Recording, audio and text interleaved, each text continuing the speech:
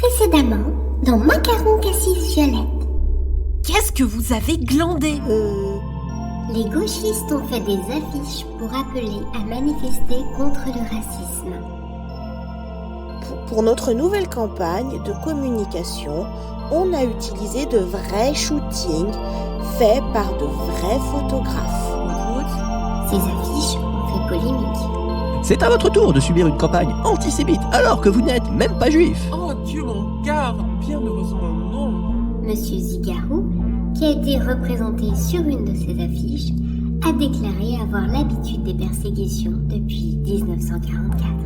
Votre famille aussi a été victime du nazisme. Eh bien, ma grand-mère a été tondue à l'été 1944. Ah.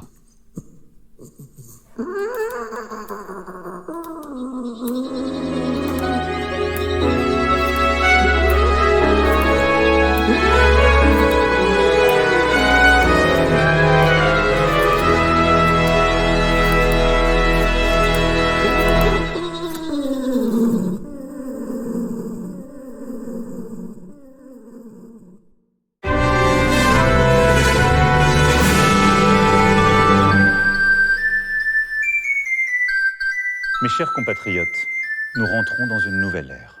La guerre en Ukraine continue avec la même intensité. Les États-Unis d'Amérique ont changé leur position sur cette guerre, soutiennent moins l'Ukraine et laissent planer le doute sur la suite. Dans le même temps, les mêmes États-Unis d'Amérique entendent imposer des tarifs douaniers aux produits venant d'Europe. Les solutions de demain ne pourront être les habitudes d'hier. Et je veux croire que nous avons l'armée la plus efficace d'Europe. Et une certaine idée de la liberté d'expression. Et c'est notre intérêt. C'est pour cela que vous êtes en effet, je le sais, légitimement inquiet devant les événements historiques qui bouleversent de nouveaux investissements. Il s'agit, sans plus tarder, de prendre des décisions pour être à la hauteur de cette époque.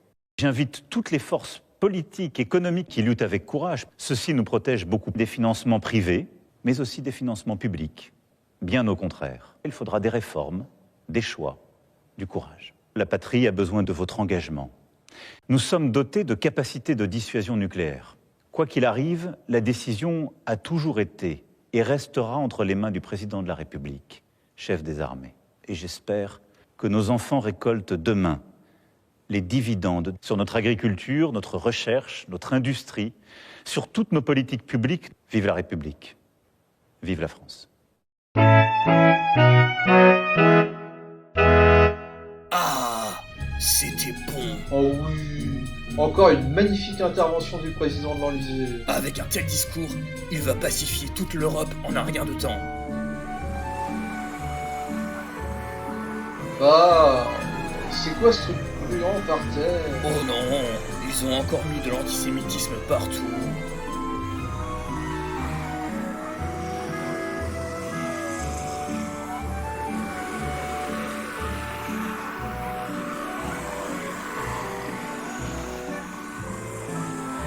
Attention, ils se rapprochent du pupitre. Il faut les en empêcher. Ne vous en faites pas. Ils ne peuvent faire que grogner.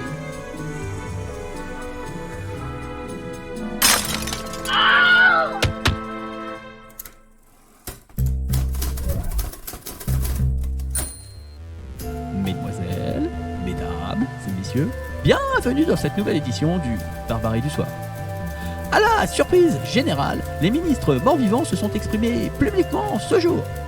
Malheureusement, leur grognement était incompréhensible pour la majorité de nos concitoyens. Toutefois, en exclusivité, l'équipe du Barbarie du Soir a pu trouver un traducteur.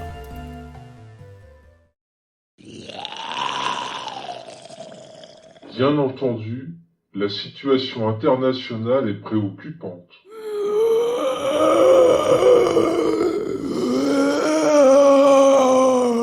Cependant, cela ne doit pas nous faire oublier que la principale préoccupation des Français selon CNews, ce sont les Arabes qui ne font rien qu'à être musulmans.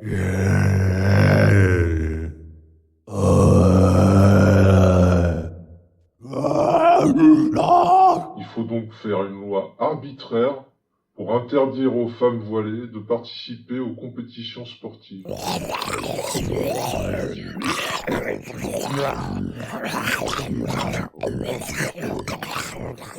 comme ça, au lieu de faire des compétitions et d'être visibles, les femmes musulmanes resteront à leur place naturelle, la cuisine.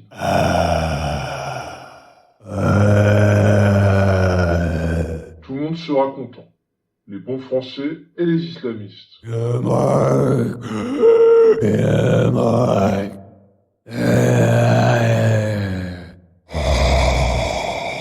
C'est de la psychologie inversée. Les Français vont voter pour nous, naturellement, mais aussi les islamistes.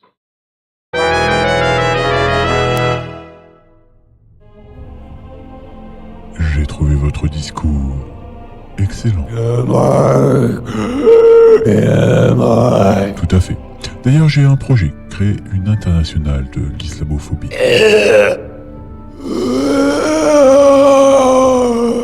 Vous avez raison. Un corps social meurt de deux manières, par l'ouverture et la fermeture. Le tout, c'est de ne pas avoir la volonté d'être des huîtres. Tout simplement parce que, déjà, nous, en tant que Français, on n'y arrivera pas. Nous, la suppression de l'altérité, on n'y est jamais arrivé. Il y a des peuples proches de nous qui savent très bien faire ça, qui l'ont fait souvent dans l'histoire. C'est-à-dire, même des gens qui étaient chez eux depuis longtemps. La technique apprend qu'on peut faire des trains, l'histoire, que les trains peuvent aller à certains endroits. Voilà. C'est des peuples qui aiment bien mettre des gens dans des trains. C'est comme ça. Bon. De même, c'était un réel plaisir d'échanger avec vous.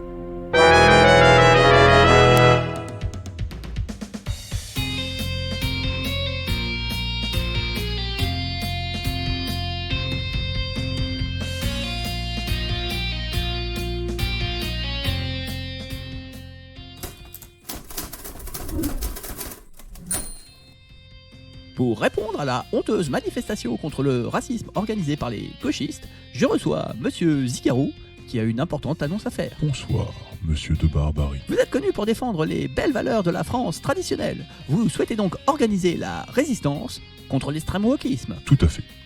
La vraie France et ses belles traditions relèvent enfin la tête. Nous avons le plaisir d'annoncer ce qu'attendent les vrais Français. L'organisation d'une manifestation anti-antifasciste. La première depuis 1943. Depuis si longtemps ? C'est donc un changement de paradigme. La parole se libère enfin. En effet. Certains parlent de révolution citoyenne. Nous préférons parler de révolution nationale. Je vois ! Nous nous concentrerons sur 3 valeurs cardinales. La chrétienté, la loyauté et le goût de l'effort. Pouvez-vous développer ? La chrétienté, c'est le socle traditionnel. L'écrin dans lequel s'épanouit la famille. La loyauté, c'est celle envers la patrie.